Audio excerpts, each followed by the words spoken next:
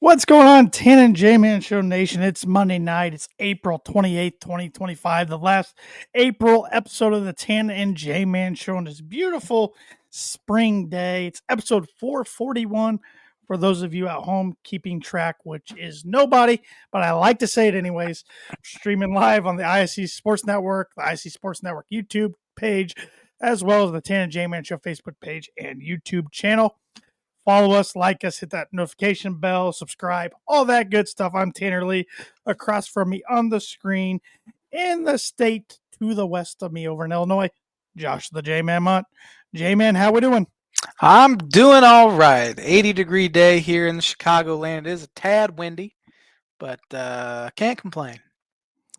Yeah, it is warm, tad windy, like you said. I finally got out after work today and hit some golf balls. Oh, nice. First time outside all year on the driving range, and didn't go too bad. Went better than I expected for the first time. So, how sore are you going to be tomorrow? Probably pretty sore. My left hand's already sore. My glove hand, which tells me I gripped the club way too tight. But I'll probably have a few blisters probably. But I went to the clubhouse, said, "Can I have a bag of balls?" He said, "What size, small or large?" I said, "How many are in each?" "Small is 35, large is 80. I said, "Take the small." I thought if I hit 80 balls on the first time out, my fingers would fall off. So, you said small or large, and my brain immediately went to different size balls. Like, that doesn't make any sense. But now that you said the quantities, that makes sense to me. Yeah. So, but it was good. It was good. Driving range was busy. Course was busy that I went to. But good little, I don't know, probably took me 30 minutes or so to hit 35 balls. Maybe not even that. I hit them pretty quick, so maybe not even that long. But it was fun. Good to get out there. I gotta start getting some reps, and I got a big tournament I'm playing with my dad in early June. So I gotta start getting out. And I blew it last week. We had a real nice weather day Thursday and over the weekend yesterday.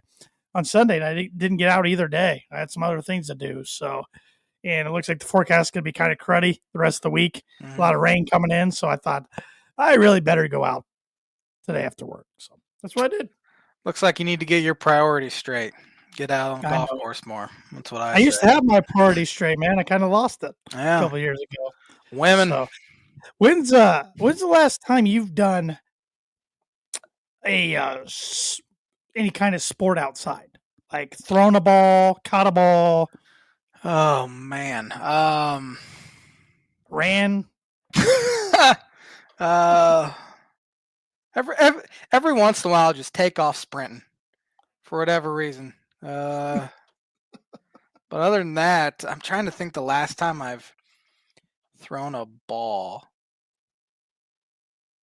I'm sure I've thrown a football not overly. I didn't recently. know if you and your dad ever, like, when you go to visit your parents, every once in a while, baseball out or football out. Every once in a while, I'll break out a glove or something. Yeah. My wife was a softball player in high school, so not that we throw the ball around that much, but now that we have a kid, I'm looking into getting her like a little tiny baseball mitt, some wiffle balls and stuff. Now that she's walking around, so yeah, I was gonna say that's probably like maybe within the next year or so you can start. Yeah, definitely. The ball a little bit. That'll be a lot of fun. But oh man, I don't know. I think I couldn't tell you off the top of my head. Last time I actually. When's the last time you shot a basketball? I was just about to think. I've shot a ball. Last time I shot a basketball. I think it's been a couple of years for me. I think the last time I shot a legitimate basketball was in your parents' driveway, and that basketball hoop hasn't been up in how many years now? At least 5, right? Probably. Yeah. I would say that's the last time I shot a basketball. No, you and I shot basketballs at the Blueberry Festival in 2021. Okay. I do remember that. That's 4 years ago, though. So. Yeah. It was one of those stupid ones where I swear the rims are smaller than actual size. And of course, neither of us won anything. But that was probably the last time I shot a basketball. Now that I think about it, I forgot about that. Yeah, probably. But we both could probably use doing something. But definitely. I do have some birdie bogey for you here. I'm right because it's April 28th and I haven't got a birdie. Oh, Last week the question was who has not had the number 1 overall pick. yes. This week my question is what 2 teams are tied with the most number 1 overall picks? Good question. 2 for a birdie, 1 for a par. I'll help you out a little bit, but I want to say we might have had this question in the past. Sad thing is I don't remember. It sounded familiar to me, but then when I saw the answers, like I don't know. So maybe we did. I don't remember, and honestly, I don't think it matters because we're both so bad at it anyway that we'll probably forget. But birdie or bogey is brought to you by Arlington Public House for good food, cocktails, casual atmosphere. Located 703 Main Street in Rochester, Indiana. Yeah, over the weekend and on Friday they had some beer battered fish, all you can eat, and then on Saturday they had surf and turf. There was a 5-ounce beef tenderloin. You had garlic rosemary potatoes, crispy halibut, fresh asparagus, and finished with some sort of sauce. I'm not going to try to pronounce. Spell it. So it was a BURRE, and it's another word, MONTE sauce. Bray Monte? Maybe. I don't know. That doesn't even look familiar to me. I don't know. I don't know. Vermonte. But they've been doing a lot of fish specials over the past few weeks. So, and their menu. Let's see, where did they post that? That was their sister restaurant, Dreddy's. Never mind. Because say Dreddy's added more items to their menu. Nice. But they do have their hours now. I believe their hours might have got extended. I don't know. I'm looking on their Facebook page. Maybe I dreamt that. Not finding it now. So ignore what I'm saying. Anyways, go to Arlington Public House for a good dinner. Rochester. It's on Main Street in Rochester for any night between Thursday and Saturday. Yes, sir. There you go. So, well, J-Man, the NFL draft has come and went. It's an interesting draft, to say the least. I think the headliner has to be, though, the fall of Shedeur Sanders. Yeah. Legendary fall. Yeah, we've never seen anything like that. No. Projected, top 10, 20 pick even, and fall into the 5th round. Obviously, I mean, we see, the attitude that he has and the lack of humility. And then, of course, there were reports coming out that his meetings that he had with, he only met with the teams picking in the top 5, which is probably a red flag in itself right there. And every report that has come out, all 5 of those meetings went very poorly. He was not prepared. I even read the story how he sat through the meeting with headphones around his neck listening to music the whole time. And teams called him out on it, and that went poorly. His reaction to that was poor. And of course, we've seen Sanders throw his team under the bus, especially his offensive line under the bus over the past 2 years. And in fact, one of the clips that surfaced that I forgot about was when they lost to Nebraska this year. He goes, "How many times was Raiola hit tonight? Or how many times was he knocked down tonight?" He's taking no accountability. I don't think his dad being Dion played a role at all at him sliding at all. I just think, Dion's Dion. You know what you're going to get there. But his talent, obviously, to many teams did not outweigh the baggage that comes with it. And he effed around and found out, as they say. But the crazy thing is, out of any scenario, he winds up with the one team, he might still have a chance to start potentially in the Cleveland Browns, which shocks me. They took him in the 5th round because they passed on him like 3 or 4 times, including taking Oregon's Dylan Gabriel in the 3rd round. So now how are you explaining to yourself why you passed him not only a couple times, but took a different quarterback in front of him?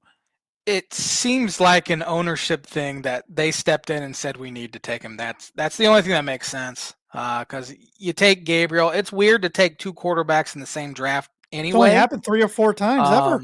Yeah, and of course, I think the last time that made headlines was the RG3 Redskins, and then they took Kirk Cousins a few rounds later. Right. But it is a fascinating mix of quarterbacks in that quarterback room. Of course, you have Deshaun Watson with all that baggage. You have He's out for Wiley. the year. That's right, he is. But Achilles again. But yeah. he's in the room at least. Right. You have Wiley old vet Joe Flacco, Just won't go away.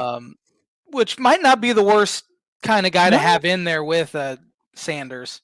Except he doesn't like mentoring people. I remember when the Broncos had him for that short stint, just that season 2019, and they were asking about being a mentor and a leader to Drew Lock. He's like, I'm not here to do that. Which, yeah, that was how long ago was that now? 4 years ago, 5 years ago? Yeah, it was 5 years ago, but he's still 34, 35 then. But sure, yeah. But he was still a legit starter at that point, which now he's a backup. So maybe that mindset has changed. Then you have first round bust Kenny Pickett, and then you have your two guys you picked this year. And still, I would say, coming into the season post draft now, they are the team most likely to be in need of a quarterback in round 1 next year, even though they took Dylan Gabriel and Shadur Sanders. Yep. So their strategy made no sense at all. And who's going to get a cut? Because not all 4 are going to be on the team. I would say, they traded for Kenny Pickett. Yeah, so he's not going anywhere, I wouldn't think. Likely, he's not going anywhere. You're going to risk putting your 3rd round pick, Dylan Gabriel, in the was he a 3rd round pick or 4th round pick? Yeah, third round. You're not cutting him or putting him on the practice squad so somebody can come in and sweep him up. You're not putting Sanders on the practice squad so somebody can come sweep him up. So it might be Flacco might be the guy that gets cut, which I can't imagine he's the guy that's going to get cut. I think the guy that probably gives him the best chance to win. I was going to say he'll likely be the starter, I imagine. So I would say it has to be Pickett that gets cut if you're going to cut anyone, unless you're going to keep 4 guys, which is just asinine. They've got to be the worst ran team in sports, don't they? Terrible. Yeah. I know we could make a argument, especially right now in the MLB with the White Sox and the Rockies, but man, the Browns have a history of this, and it just doesn't get any better. Yeah. Their ownership's a joke. Jimmy Haslam is an absolute joke of an owner. And now on top of all this, they traded out of the number 2 spot, which they could have got the best overall football player, in my opinion, in the draft. Added some enthusiasm and some energy to that fan base. Instead, they drop back to 5. 5th, take Graham from Mason Graham from Michigan, and he might be an awesome interior defensive lineman. He might turn out to be awesome, but still, it's not going to add that excitement to your fan base that Travis Hunter would. Travis Hunter's a game-changing type talent where it's rare, very rare to have a defensive tackle change the trajectory of the franchise. Aaron Donald might be the only one. That's it. That's all I can think of. Maybe like a Warren Sapp, but that was so long ago in a different era that I don't even know if Sapp does that much in this year's sort of game. But the Browns, it was confounding their strategy. Sure, take a quarterback. They had a quarterback need, take one. And when they took Gabriel, I figured, okay, Shadur's not going to be an option. Giants took Jackson Dart in the 1st round. Great call on your book at J-Man. That was our most viewed short on YouTube we've ever had. Has over 3,000 views. Oh yeah, that's me. And people are laughing. My God, he was right. For some reason, like right before the show on Monday, I was just scrolling through Twitter, and I forget who it was. I think it was either Warren Sharp or Field Yates said that Jackson Dart was starting to get some top 10 buzz. And that's what put it in my brain to put it out there. It was a reach, but it worked.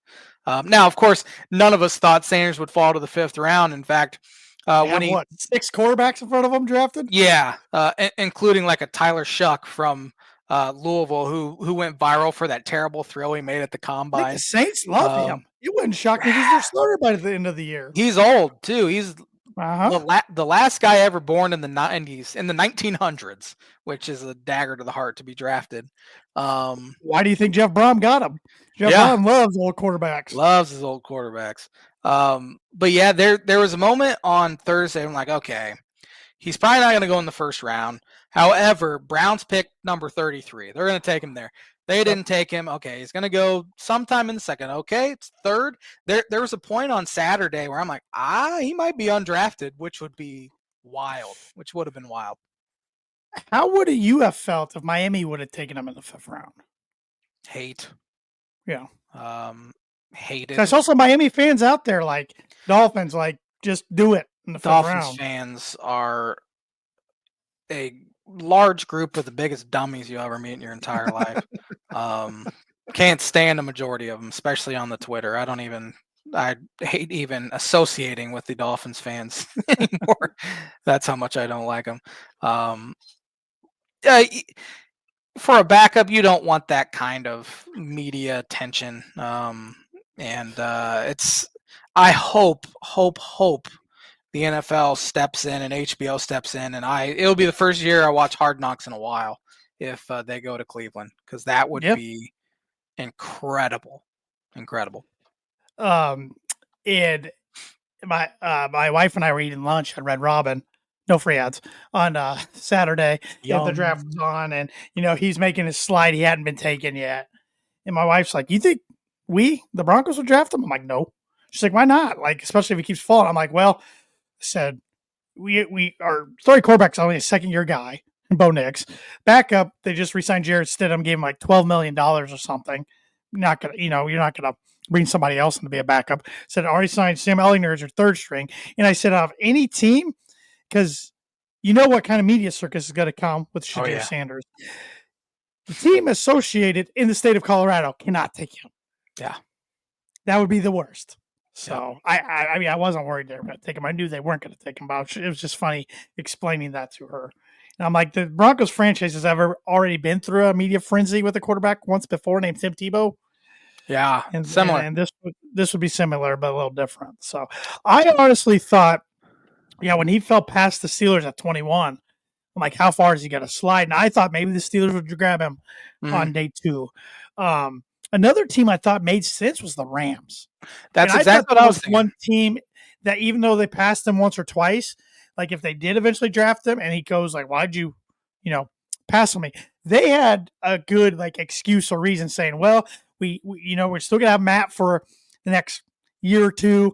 We need to give up some pieces around him, but we also realized, with his career coming towards an end, we need to get a backup. But we had to get some pieces there first."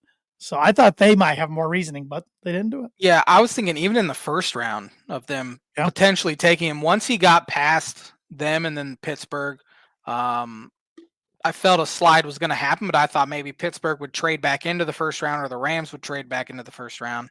And it just didn't happen. And maybe it'll humble the kid a little bit. We'll see how he handles being a backup or a practice squad guy if you are going to put him on the squad. I wouldn't want that kind of distraction, especially for a guy that's not going to start for me. Right. And that's a reason why I didn't want the Dolphins to take him. Of course, they had a bunch of needs elsewhere that it wasn't quarterback, although they did take Quinn Ewers in the 7th round, which what an idiot he is. He could have gone back to school and made $8 million, and now he's likely going to be a practice squad guy, I imagine, for somebody. If it's not the Dolphins, it was funny. So. It was funny. Good friend of the podcast, Evan Webb, shared in our college football 25 group chat the title cover of the game last year had Quinn Ewers, Donovan Edwards from Michigan, and Travis Hunter, undrafted 2nd overall. Yeah. So, and that actually got me thinking today about who's going to be on the cover of this upcoming game. Gotta imagine Arch Manning's going to be one of them. Yeah, probably. I'd go the route of putting some coaches, especially if coaches are going to be featured in the game. Sure. That's a safe route. Yeah. Well, who would be the coaches? You think Kirby? Maybe Marcus Freeman. Ryan Day. Yeah. Dabo maybe have a case, but other than that, there's not really any. Unless they could strike a deal, I don't know if they're going to have any features in the game of legends or anything. Strike a deal with Saban or something. Yeah. I don't know. Bobby Bowden. Yeah. Is he still alive? No. Oh. But you can strike a deal with his family. Yeah, strike a deal with his instantly family. regretted it when I said it. No, I didn't take it bad. I didn't take it bad. Yeah. His family. Yeah. At least you didn't say Paterno. I was thinking Paterno, but I'm glad you said it and I didn't. So No, everybody was probably thinking it at this point. Yeah. Arch Manning. You think Jeremiah Smith? Yeah. I can't imagine they put a freshman on there like No. Michigan. No. Nico Iamaleava, or whatever his name is for UCLA. Or the Lewis kid, the Lewis kid, the freshman quarterback on Colorado. Oh boy, couldn't tell you that. He's a pretty high recruit, and he'll be the next one to get on everybody's nerves out there in Boulder. Yeah. So don't put Royal on. I might not buy the game if they did that. Yeah. It'll be interesting to see what kind of year he has because he did not play very well the final 6 or 7 games for them. A lot of hype, very little substance. Once the schedule heated up, he did nothing. I saw On3 came out with their post-spring top 25. Eurolini ranked 9th. My Illini. If they're ranked 9th, they got to be Eurolini. You're crazy if you don't jump on board if they're ranked 9th in a freaking country. Yeah. I mean, come on, they've only been ranked in the preseason once over the past 35 years, and they went 5-7 that year. That was 2009. I thought I know Purdue's schedule is still going to be hard, but not as bad as last year's. But yet, in the same breath, in that top 25, they play 4 of the top 17. Still pretty number tough. 2 Notre Dame, number 5 Ohio State, number 9 Illinois, and number 17 Michigan. Yikes! Also in the Big Ten, which of teams they don't play, number 4 Penn State, number 6 Oregon, number 22 Nebraska, and number 25 Iowa. Illinois is already talking game day. Ohio State, Illinois in October. And Champaign. Yeah, I'll run through these real quick, just since we were talking about Texas 1, Notre Dame 2, Clemson 3. Well, they haven't been up there in a while.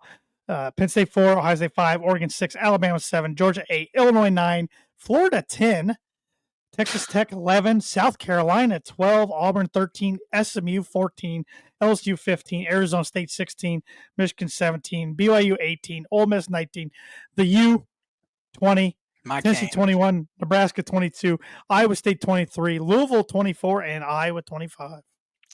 Florida's turning into the Notre Dame and Texas of, a couple years ago where they're always ranked and then they go 7-5, 8-4. Of course, Texas and Notre Dame have turned things around considerably now. Yes. But Florida hasn't been at the top of the football pecking order in long time now, it feels 15 years probably. Yeah, easily 15 years. South Carolina gets everyone back. That's why they're ranked 12th, including their quarterback. I'll believe it when I see it when it comes to Illinois, honestly. They get a majority of people back. They did. They only got one guy drafted, and that's because every draft eligible guy pretty much came back. So on paper, they should be pretty dang good, and their schedule sets up to win them 10 games next year as well. But we'll I might get them in the playoffs. We'll see. I've seen this before. So they win 10 games again. I might have to jump fully back on, but it's. I thought you kept moving the goalpost. I know, I did. It was 8. I was moving then it was 10. Yeah. I'm like, they won 10. What is it now? They gotta win the national title. I was having a little bit too much fun keeping my Saturdays open and not having to watch Illinois football. So, which I guess I could still keep them open even if I am back on the bandwagon. I don't have to watch them. No, but, no. We'll see.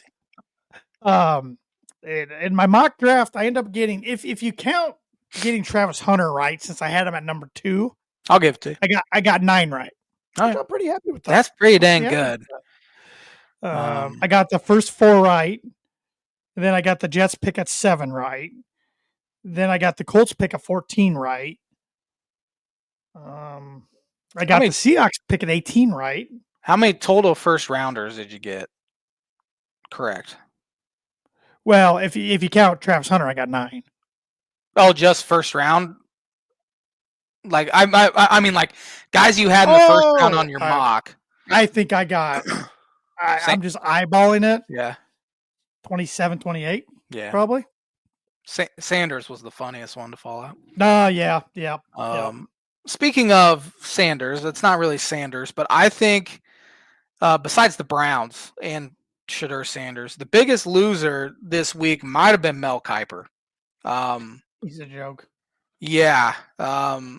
He's past his prime. He did nothing but whine for 2.5 days that Sanders hadn't been picked. Then he goes on a rant how we have 50 years of evidence that the NFL has no idea how to evaluate quarterbacks, yada, yada, yada.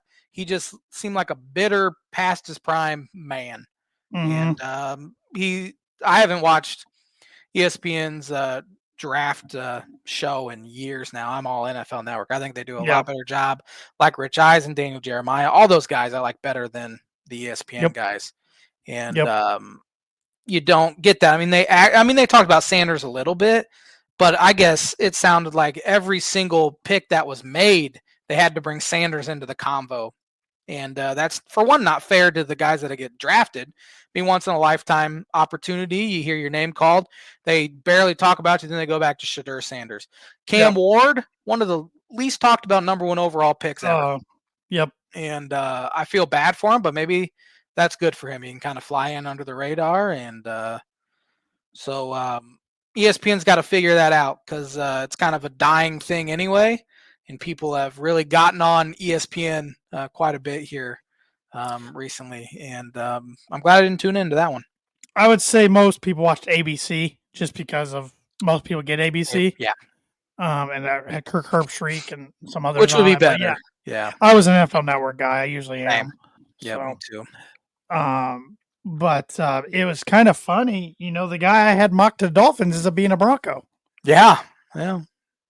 Janae Barron. So, which shocked me. I thought for sure Broncos were going offense, either a running back or a wide receiver, but they went, best player available on their board, defense. They went defensive heavy. They went defensive heavy in the draft. It was not. I didn't love their draft, but I didn't hate their draft. Kind of in the middle. It just was kind of a head scratching draft, in my opinion. It went in a lot of directions I don't think a lot of people thought they'd go.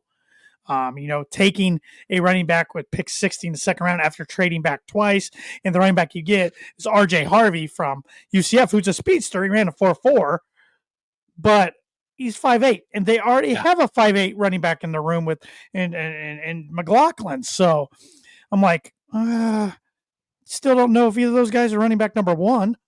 I still don't know if the running back number 1's on the roster because I don't think it's Audrey Estime. I'm like, maybe they kicked the tires on Nick Chubb, who's still a free agent. I don't know. I saw he's visiting the Bears today. Yeah, I don't know. It's just kind of a head scratcher there. But, I mean, they went defense in the first round, traded, got a line 9 in the third round, wide receiver, Pat Bryant, which I was fine with that. They needed to grab another wide receiver. Trade back in the third round, got defensive lineman from LSU.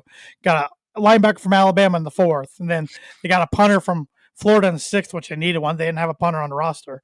And then they took in the seventh round a tight end from Utah who'd only played 1 year of college football because he's a college basketball player. Nice. Every reception he had in college was a touchdown. Jimmy Graham. Doubt he makes the team, but everyone's like, hey, Sean Payton did it with Jimmy Graham. I'm like, come on.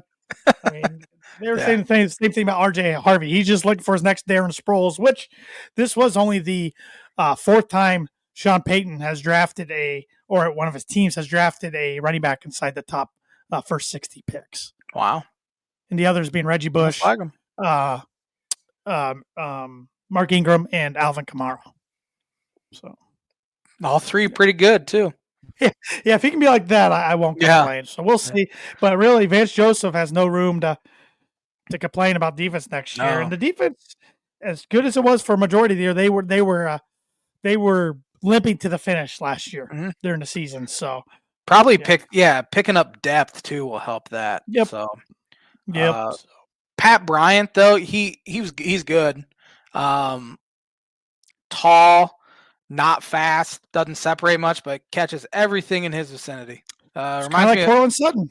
Yeah, reminds me a lot of Devontae Parker, honestly. Yeah. About the same size, good hands, but he's not going to beat you at the line of scrimmage because he's not very fast, but he can jump. Yeah. And Dolphins draft. Were you happy with it? I'll be honest. I don't think I've ever been unhappy with a draft afterwards. It's hard not. You kind of buy into it. But no, they did fine. Honestly, I mean, they only had 2 picks in the first. They had 4. They had a pick in the first, second, third, and fourth round, but they traded their third and fourth round picks. So they ended up with 3 5s, a 6, and 2 or 3 7s, something like that, with on top of their first and second. But drafted for need. I mean, they got a guy in the trenches, Kenneth Grant, who should be a plug and play guy there, and then Jonah something from Arizona, an offensive lineman, Savo something. Kenneth Grant was one I did not have. Not in the first round at all. No. I think a lot of guys had him in the bottom half of the first round or early second, but he was kind of rising at the end. Yeah, they went for need, which is kind of frustrating. So you prefer them take best player available. But they really have no one on their defensive line besides Zach Sealer right now. So they kind of had to. And then they took a guard that should be able to play right away, start right away, which again, need offensive line. Then went DB heavy in the and so kind of a boring draft because he didn't really have skill position needs. Which it's always more fun to take wide receiver, running back, that sort of stuff, even tight end, than it is guys in the trenches. But we'll see. Still have a lot of needs and not many guys in the free agent pool to pick from at this point. So it could be interesting. Speaking of tight end, that's where the 2 local teams in Illinois and Indiana, and a majority of Tan J Man Show Nation's favorite teams, I'm guessing, the Bears and the Colts. That's where they went. Bears to Colston Loveland at 10 from Michigan, and so Tyler Warren from Penn State fell right into Colts' lap at 14. So I think both were good draft picks by those teams. Yeah, the Bears pick was kind of surprising. I thought they'd go offensive line. I think a lot of people thought they'd go offensive line there, but you get another weapon who is also a lot of weapons on paper, man. Very good, yeah. I mean, their second round pick, Luther Burden's also very good. He was from Missouri. Yeah, projected first round pick that fell to the second round. So you had him. You get Loveland. You get no excuse. I mean, you get your head coach in that is supposedly this offensive guru genius, like he proved in Detroit. We'll see if that carries over to being a head coach, because there's a lot of times we've seen that it doesn't. Once you have to coach an entire team, you can't just be an offensive coordinator in a head coach name. You're the CEO now of the team. You are the CEO, which he seems more like a CEO than like a Mike McDaniel does, or stuff like that. But no, Tyler Warren might be my favorite player in the draft. Yeah, he's fun to watch. Fun to watch, and Colts needed some weapons as well, and they ended up taking Riley Leonard in the 6th round. So that's kind of funny. Gotta think he's probably third string, but still, I mean, yeah, that's the most inaccurate quarterback room I think we've ever seen. Richardson less than 50% completion in today's NFL is just like almost disgustingly bad. And then Daniel Jones isn't much better, and Leonard's not overly accurate either. They have some athleticism in that room, though, for sure. I'll give them that. One pick I was happy I got right was Matthew Golden going 23 to the Packers. And that was good for the Packers and being alive at Green Bay, because how many years have we been saying they got to go wide receiver in first round? They don't do it. 23 years, I think. Finally they do. And the reaction of the crowd was pretty good. They said Green Bay did a pretty good job hosting. I think they had over 200,000 people there. Yeah, that's a lot for a tiny, tiny town, but they said they did a good job, and were very fortunate because late May you could get some snow up there. Late April. But late April. Not late. Probably late May too, though. Probably. But they had pretty good weather. I think it was decently warm for this time of year. So. Yeah, but NFL draft's always fun. Now we got to wait a whole another year for it to come in 2026. I don't know. They announced where the draft is next year? Pittsburgh. That can be cold too. Can be cold. Pittsburgh, awesome city. I'll go on record and say I've only been to the airport there. I've never been to the city. It's it's very clean, very nice. Seem like pretty nice people. Very walkable too, which is huge when it comes to cities because New York, Chicago, LA aren't walkable at all, really, Right. for the most part. Too big, but I've been pleasantly surprised with Pittsburgh the 2 times I've been there. Okay. So yeah, and I saw some like a way too early mock draft, which it's funny to look back at last year at this time, way too early 2025 mock draft, and it has guys that aren't even remotely close to even getting drafted, and they had them in the top 10. So Mm-hmm. um, Mm-hmm. so it'll be interesting. I saw Arch Manning was number 1. He's barely played a down of football, and he was number 1 Right. in that mock draft. And then I saw Drew Aller was on there, which I'm not a huge fan of him at Penn State. I think he's overrated. Caleb Downs was Ohio State guy. He was in that top 5. So Yeah, this says Arch Manning. Now they go number 1 going to the Saints. Of course. of course, yeah. Yeah, now Drew Aller going to the Browns, Anthony Hill going to the Giants, Caleb Banks going to the Jets. A lot of defense. Lenora Sellers going from South Carolina going to the Raiders. So they're not thinking Geno will get it done there. Yeah, I'm surprised the Raiders didn't take Shadur. Yeah. They got Newsmeyer of LSU going to the Rams. Well, that would make sense. The Rams getting a quarterback. They got tons of quarterbacks. They have that dude, I can't pronounce his last name. We were talking about the dude that left Tennessee going to the Steelers. Okay, I said tons of quarterbacks. I think I was seeing CB instead of QB. Yeah. Yeah. Oh, they have a Broncos taking wide receiver from Oregon. Imagine that. Yeah. It'll be fun to look back and see how wrong those are. So yeah, it will be. It will be. But speaking of the NFL draft, my blind rankings is NFL draft related. Last week you did number 1 overall picks, so I thought this week I'd give you 5 guys that went in the 7th round. I like it. But had pretty good careers. Mm-hmm. Starting with Jamal Anderson, the Dirty Bird, 1 Pro Bowl appearance, 8 seasons, 4 1,000-yard seasons. He was a big bruiser, I remember. I'm going to do the cop out and put him at 3 because I can't even. I can barely name you 7th round picks. So, and after I did that, I'm gonna wait and hold the accolades till the end. All right. After you do the rest, because I feel like that will be that'll sway me. Yeah. Leon Lett.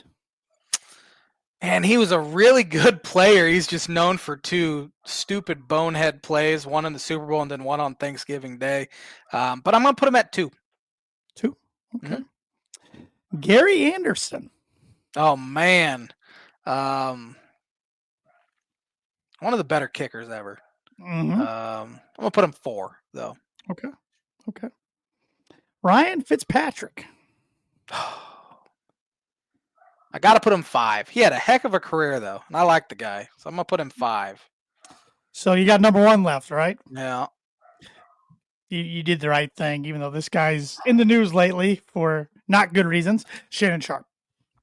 He was 7th round pick, huh? Yep. Hall of Famer. Yeah. Yep. Off the field, not off the field issues, more like off the studio issues at this point. But I'm okay with that list. Yeah. How many Pro Bowls Leon Lett make? 2, and he had 33 career sacks, 11 seasons. Yeah, he was a pretty solid player. He's just known for 2 really stupid things. Shannon was a Hall of Famer, like I said, 8 Pro Bowls, 3 Super Bowls. Gary Anderson, 4 Pro Bowls, NFL's 3rd all-time scorer. Yeah, I have a hard time putting a kicker up there, though. I know, right. Right. And unfortunately, he's probably almost more known for a miss than anything. Yeah, definitely. Was he the one with the single crossbar, like the single bar? Yep, kicked forever. Yeah. And then Ryan Fitzpatrick, 17 seasons, 223 touchdowns, 1 games for 7 different teams. I might switch him and Jamal Anderson in a draft, if you will. I would. Yeah, Jamal Anderson had like 1 or 2 really, like I said, 4 years over 1,000. But he only played 8 seasons. Played in the Super Bowl. Played Super Bowl 33 and had that Dirty Bird dance. Yep. I'll never forget Sports Illustrated for Kids. He was on the cover one time, and it had his address. You can write fan mail, so I wrote him a letter trying to get an autograph. Never got anything back. Oh, still hold a grudge to this day. Still hate the guy. Hate the guy. Wouldn't go that far. Highly dislike the guy. But that is the blind ranking segment brought to you by, like as every week, Performer Print 2 Promo Group.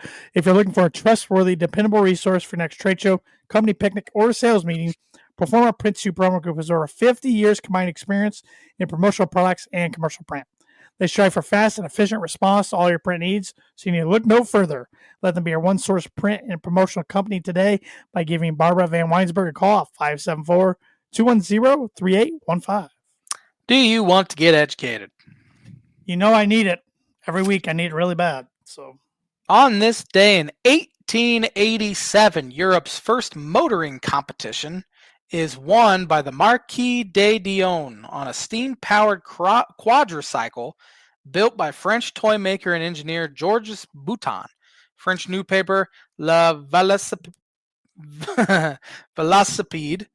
organized the test, and Bouton was the only participant, but they won, even though they're the only participant. I was wondering where you go with that. Yeah. I'm like, I know some of these words, but that was pretty good ending. On this day in 1930, the first night of organized baseball is played in Independence, Kansas. I feel like we always have these night baseball on this days. It's like, which ones are true, which ones aren't? 1930, though. That's man. Yeah. It's almost 100 years ago. Yeah, man, it was.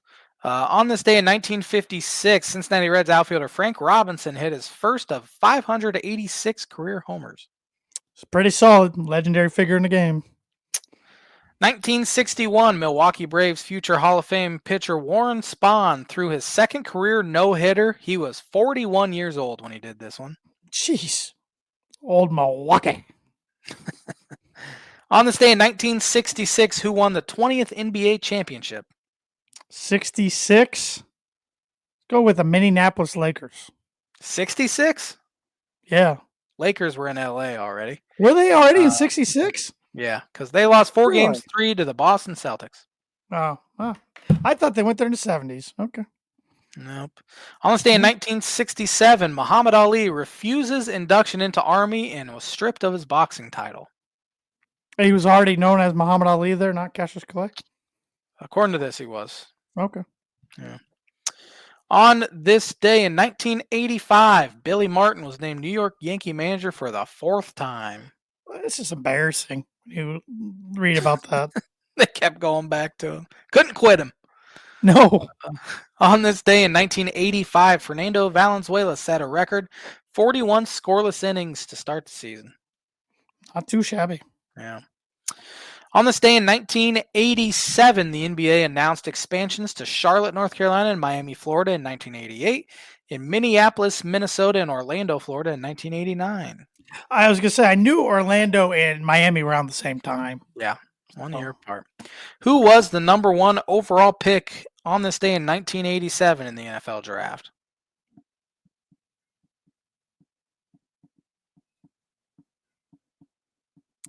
Is that Vinny Testaverde? That was Vinny. Vinny and the Jets. I wasn't sure if it was 86 or 87. Tampa Bay Buccaneers, though. 1988, the Baltimore Orioles lost their AL record 21 games in a row. That's brutal. I'll give the Rockies time. Brutal. On this day in 2003, Andre Agassi recaptured world number 1 ranking to become the oldest top-ranked male in the history of the ATP rankings at 33 years and 13 days. He was my age. He was number 1 ranking tennis player in the world. Our age, sorry. Number 1 ranked tennis player in the world, and I'm celebrating a 3,000 view YouTube clip. Yeah. I saw something about him on Twitter over the weekend. He's was playing pickleball either with the number 1 player in the world or against him. Nice. I don't know. I didn't read the article, but yeah, he's pickleballing now. Who was the number 1 overall pick in 2007? Was that Eric Fisher? Eric Fisher, I think, was 2013. Oh my God! All right, wait. All right. Oh God, I'm acting like Eric now. It was 2013. 2007. I'm between two guys. Is that Matthew Stafford?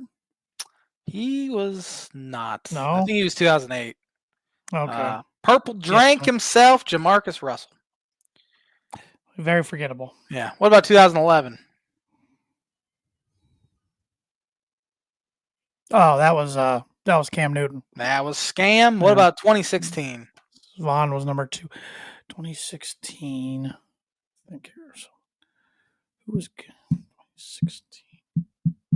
It's 9 years ago. Was that Jared Goff? You got it. That's pretty good. Last one here, 2018, Shaquem Griffin is the first one-handed person to be drafted into the NFL, selected by the Seattle Seahawks. Seahawks. He's he played a year or two? Yeah, special teamer. Yeah. Pretty cool stories, though. Yep, very cool. Very cool. And speaking of Seahawks, I like them getting Jalen Milroe. Here's a bold one for you. Jalen Milroe is their starting quarterback by the end of the year. After signing whatchamacallit, Darnold to now, I'm not saying he could get injured. He could play bad. He could. Yeah. Just throwing something bold out there. You threw a good bold one out there last week. All right, I like it.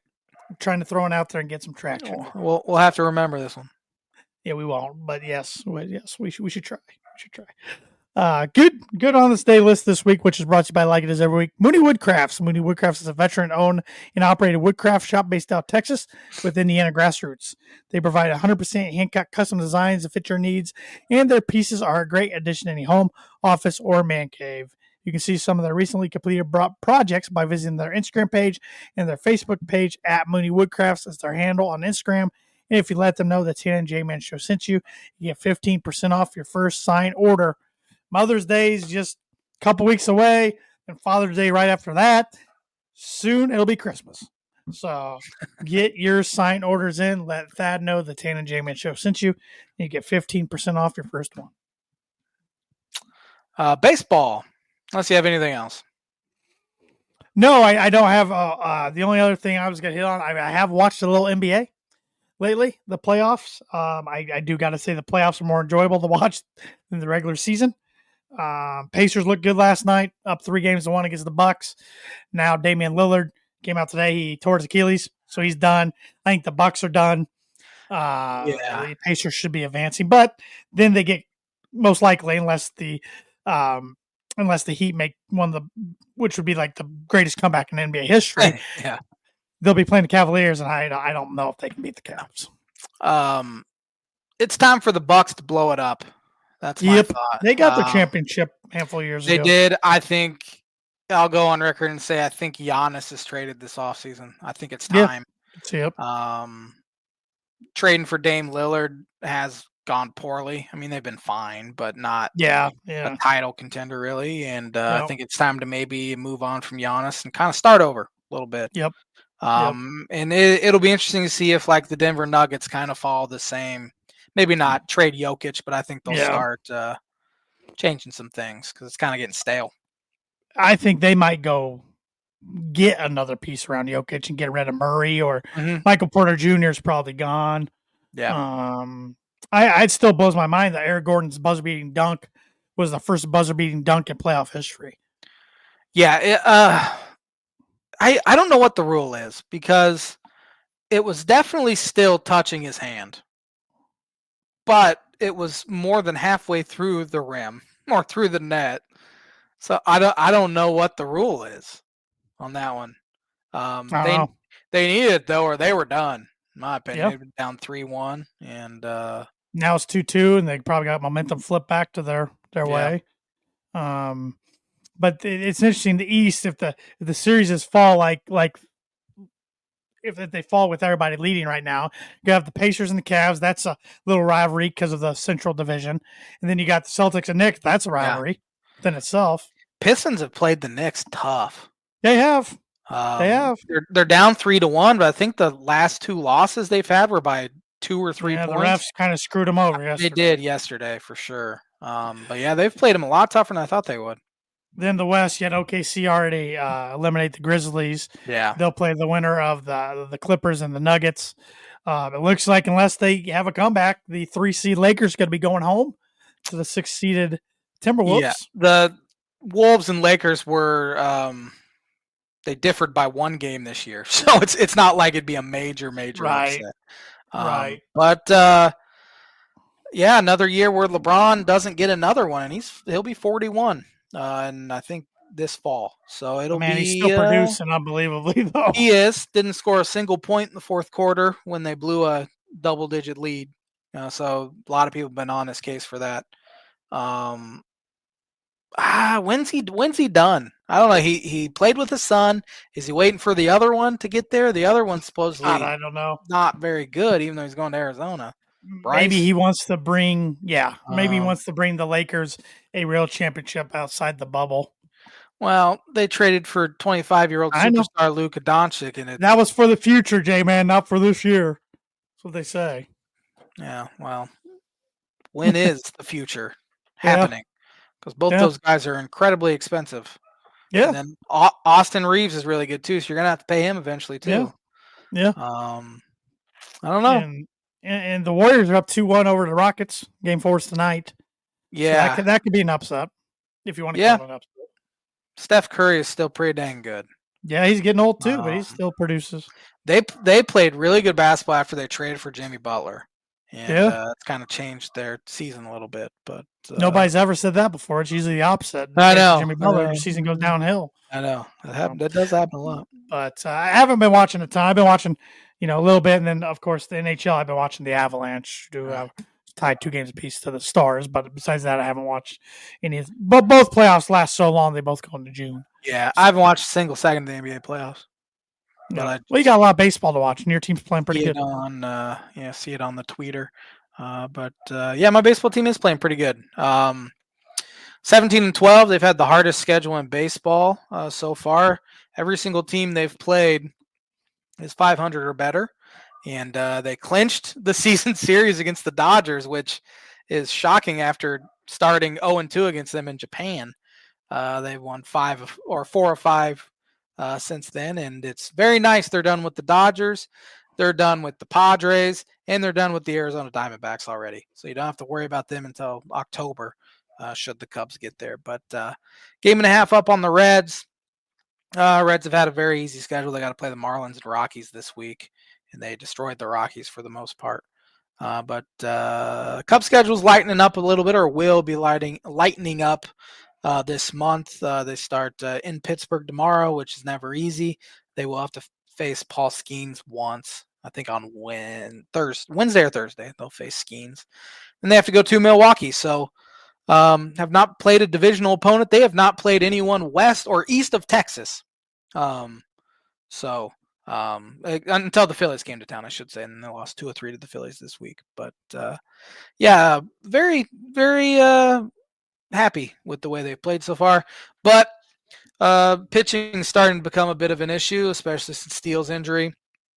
The starts since Steele's injury, the last 11 starts, starting pitchers have gone 5 1/3, 5, 5 1/3, 4 2/3, 4, 5, 5 2/3, 6, 5, 3 2/3, and 7 innings. When your bullpen's having to throw 3 to 4 innings a game, it's likely not going to go very well for you. And a couple bullpens not very good to begin with. So I don't know what you do here late April, early May, because teams just aren't ready to start trading guys away.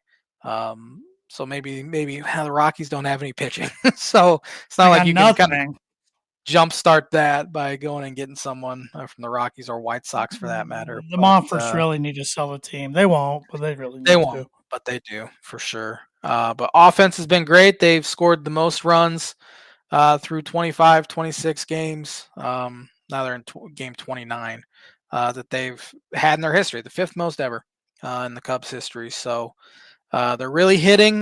They were kind of shut down the past 2 games, which happens. Disappointing into a very good week where you went 3-2 against the Phillies and Dodgers. But just got to keep winning, and hopefully they can get more out of Dansby Swanson, because third third base and shortstop have been kind of a black hole so far, especially third base. I mean, guys are making errors over there. They're not hitting. No one's produced there, which has been an issue really since they traded Chris Bryant for 4 years now. And it's continuing to rear its ugly head. Dansby has been one of the worst hitters in baseball. He's been so good defensively that you can live with it. But Craig Counsell's still hitting him fifth. And he's hitting 123 with guys in scoring position this year and striking out over 50% of the time with runners on base. Took him a couple months to get going last year, but you can't wait a couple months. You're not going to take him out of the lineup because he's so good defensively, but you got to move him down. I mean, Pete Crow Armstrong's literally first player in the history of baseball with 5 homers, 15 extra base hits, and 10 steals at the end of April ever, or through 25 games ever. So you got to move him up. He's been turned into a superstar type of talent that we saw. Now it's starting to be consistent. Kyle Tucker's been awesome. Ian Happ's been good. Just got to stay healthy. And overall, very, very pleased with the way the season's heading. But May scares the daylights out of me. Because last year, 8-19 in May. The year before, 8-18 in May. And you go 500 in those months, and you likely make the playoffs both those years. So until they can get through May unscathed a little bit, I'm going to be a little cautiously optimistic going forward. But as I said, game and a half up on the Reds. The NL West is fantastic. I mean, Giants look like one of the best teams in the National League, 19-10. Dodgers are 18-10. Padres 17-11. They've kind of slumped here the past couple weeks. I think they're 3-8 over their last 11. Diamondbacks are good, just 3.5 out. And then you have the Rockies already 14 games out. They stink. AL West, Mariners 16-12, Rangers 15-13. Astros 14-13, A's 14-14, Angels 12-15. They're all kind of jumbled up there. Tigers look very good so far this season. Look like the best team in the AL Central. They're 18-10. Yankees are winning the AL East. I saw somebody say today about Aaron Judge, because the rest of the lineup has stunk, that he is a Maserati or a Bentley parked in a trailer park or something like that. Because they're getting very little production from anyone besides Judge. But the National League Mets have only given up 12 homers this year, which is a shocking number because you look elsewhere around baseball, and I think the next closest team's given up 22. Wow. So that's a lot of luck goes into that too. So I think that number will get more average. For instance, Cubs, I think, has given up 34 homers so far this year, 32, 34 homers, something like that. But kind of hitting the dog days of May already with baseball, and this is kind of where teams start to separate themselves. So just got to keep playing. Keep playing, boys. So far, pretty positive J-Man on Twitter. So yeah, we'll see how long that lasts. Yep. They lose I like a couple angry J-Man better. But. Yeah, they lose 2 or 3 to the Pirates this week, and you'll see a scorched earth J-Man. What if they get swept? Oh man, you're not gonna hear much from me for those days. No, I'll be all right. It's such a long season. I've kind of the past couple of years kind of gone with the flow a little bit more than I did in years past, where every game was the Super Bowl in a sense. So. Not good for your blood pressure. Nope, it's not. But here we go with the birdie or bogey. 2 teams are tied with 7 times picking number 1 overall. Can you name those 2 teams? Well, I was trying to go back through since 2000, and that didn't do me really any good. So now I was trying to think historically, and one of these teams, right off the top of my head, I know of 5 times, and I'm guessing they've had 2 other. The Colts. Colts are one of them, so you got at least a par. Because I thought Luck, Elway, George, Manning, the Browns. Good guess, but you are incorrect. So I'll give you one more guess just for fun. I don't think it's the Lions. They've had a lot of top 3 and top 5. I only remember them picking number 1 once in the last 25 years, but 7 times. So it's got to be somebody that's been around for a long time. I'm gonna go Lions, even though I don't think it is. It is not. It is the LA Rams. No, wasn't even on my radar. I mean, they've had 2 number 1 overall picks since 2009. Yeah.